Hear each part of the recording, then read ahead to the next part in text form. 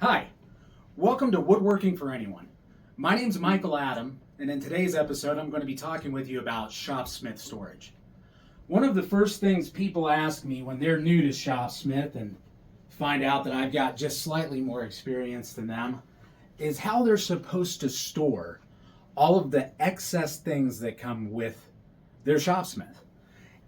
So as you can see down here, we have what's known as the Shopsmith Accessory Table. This came with one of my Shopsmiths, and I have to admit that I'm not the biggest fan of it.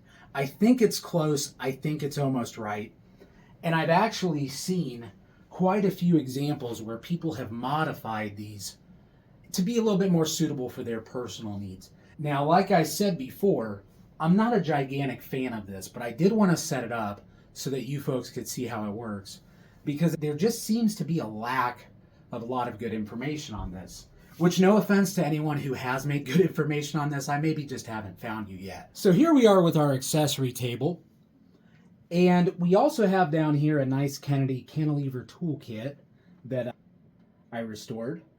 Kind of proud of. And this is where I actually keep all of the tools that I don't use on a regular basis or the extra small bits.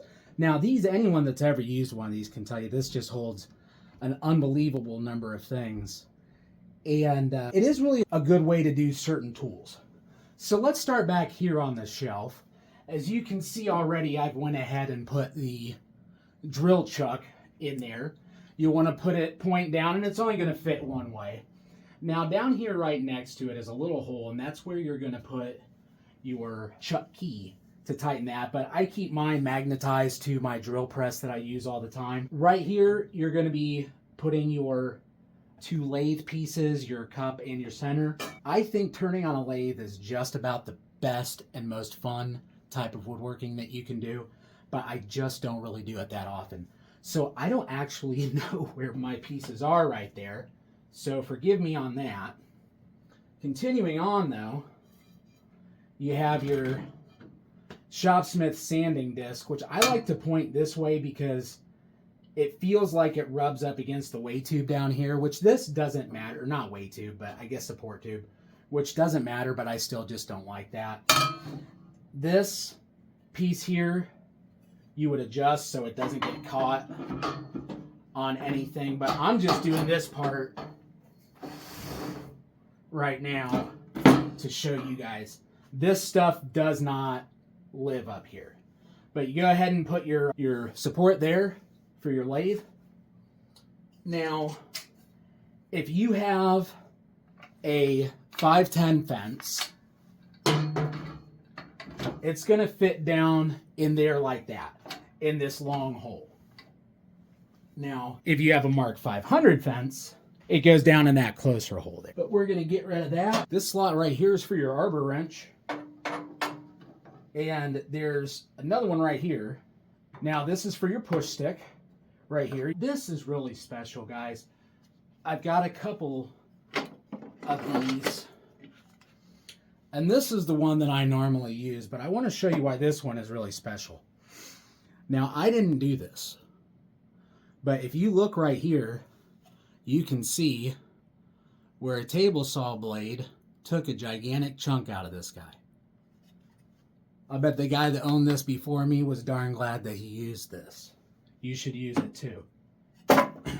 So I've got that there. I'm going to use this one though, because, you know, it's actually quite a bit nicer to use.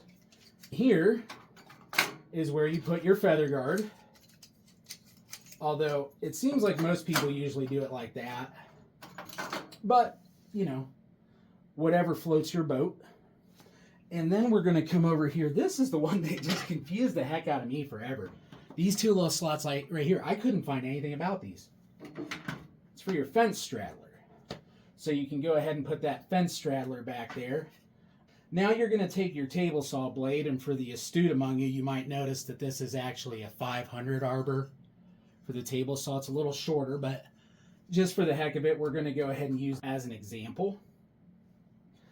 This is where your tailstock for the lathe goes, But man, that is just a serious pain in the butt to get that out of there. Now, like I said before, I don't use these. And actually, let me try my other one, because if you can see here, I actually took the stop collars off of this.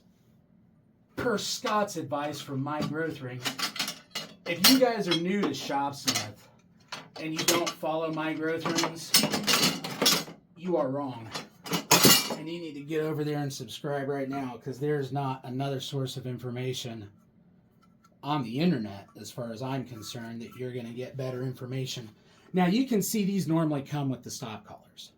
Now, because I have 4 Shopsmiths right now, I took them off, and I can use them in different parts. Go watch Scott from My Growth Rings video on that. But let's see if that helps make it. I just feel like that's in the way of the saw blade, and I don't need to keep it there because I don't turn, but that's how that would be. Once again, guys, if I'm wrong on that, please tell me, because I just think that's craziness. All right, so let's go ahead and put that guy back down in there. And then your lower guard goes right down in there.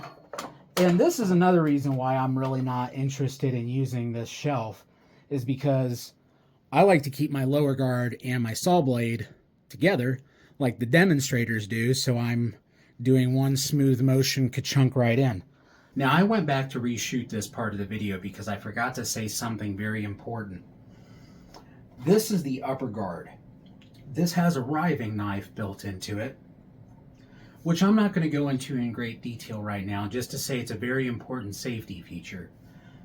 I just watched a really disturbing video that, once again, Scott, My Growth Rings, put out with permission of Dave from Sassafras Valley. It's another good Shopsmith channel that I like to watch. These are very important. I'm going to let you watch that video to find out. I'm going to put it in the description just to say these are very important. And a very skilled woodworker, Dave from Sassafras Valley, was kind enough to publish a video of him making a really embarrassing, and he's very lucky right now that things went the way that they did. And this isn't the only thing that would have prevented it. Once again, Scott goes on a lot of that, but boy, I'll tell you, watch that video, and then if you don't have one of these, go get one of these with the riving knife. It's just incredibly important. We're playing a dangerous game here, and we need to do everything we can, especially those of us that tend to get in our own way, to make sure that we're being safe. And I invite you, if you ever see me do anything unsafe on this channel, you feel free to call me right out, because I'm going to try to be as safe as I can. But this guy goes right down in here like this and chills out right there. And over here, you have your spot. So there we go. This is for your miter gauge. Drops right down in there. That usually lives on my saw because I mainly use this as a saw. Now, I don't know if mine was missing a part, but it says you're supposed to put your special purpose tool adapter right there. I don't know if there's supposed to be a dowel there, but that just seems like an awfully dumb place to risk losing one of these expensive things. And there you go. That's, as far as I've been able to tell, how you do your accessory shelf. I'm going to try to get a good shot of it. Maybe get a couple still pictures. So this was supposed to just be about the shelf. I hope you folks enjoyed it. If you have any questions, please let me know. I don't have a lot of the answers yet because I'm probably just a little bit further along in this than you might be. But I do have the answers of where you can go to find all of this information, and I'll help point you in the right direction. If you got value from this, please like, subscribe, comment, send smoke signals, tell your best friend from college to check me out. Thank you so much for watching. I hope you enjoyed it.